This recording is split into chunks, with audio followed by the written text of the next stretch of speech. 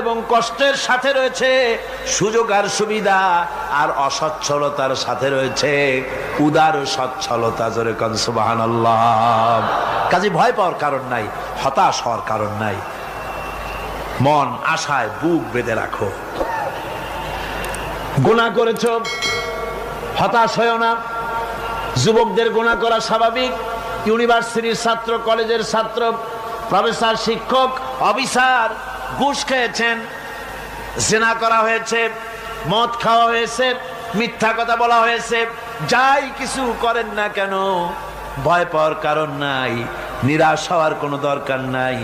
আল্লাহ পাক ডেকে বলেছেন, কুল ইয়া ইবাদিয়াল্লাযীনা আসরাফু আলা আনফুসিহিম লা তাকনাতু মির রাহমাতিল্লাহ।